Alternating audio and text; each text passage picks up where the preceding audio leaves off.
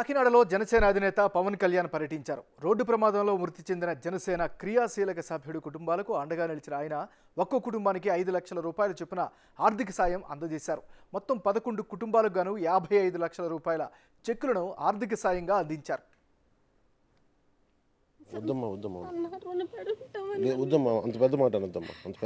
ప్రభుత్వం తరపు నుంచి ఏమందలేదన్నా, మాకు సాయం మీరే చేశారన్నా. మాకు పిల్లల్ని ఎంతో భవిష్యత్తు చేసుకోవాలనుకున్నాము అన్నా. మీరు రావాలన్నా. ఈ సందర్భంగా కుటుంబ పెద్దలను సభ్యులను కోల్పోవడం దురదృష్టకరమని చెప్పారు పవన్ కళ్యాణ్.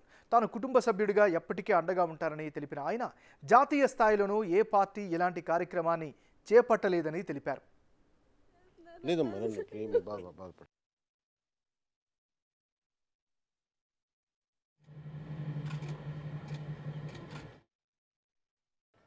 కానీ మనం చాలా ఆనందంగా కలుసుకోవాల్సిన పరిస్థితి.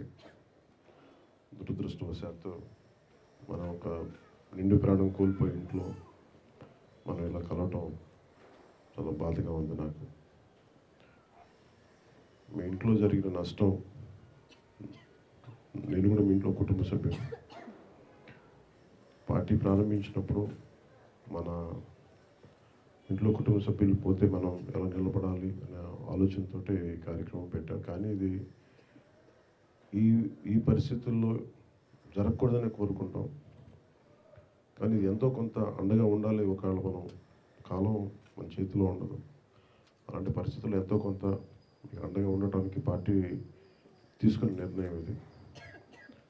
జాతీయ స్థాయిలో కూడా ఏ పార్టీలు కూడా ఇలాంటి అడుగులు వేయలేదు. మనస్ఫూర్తిగా మనం గత దశాబ్ద కాలంగా ముందుకెళ్తూ నడుస్తాము. అలాంటి మన పార్టీ కుటుంబ సభ్యులకు నష్టం వచ్చినప్పుడు మనం ఎంత కృషి చేస్తాం. అలాగే ఈ కార్యక్రమాన్ని కష్టాన్ని గుర్తించి, ప్రాణ నష్టాన్ని గుర్తించి పార్టీ దృష్టికి తీసుకొచ్చి ఈ ఇన్సూరెన్స్ ప్రాసెస్ని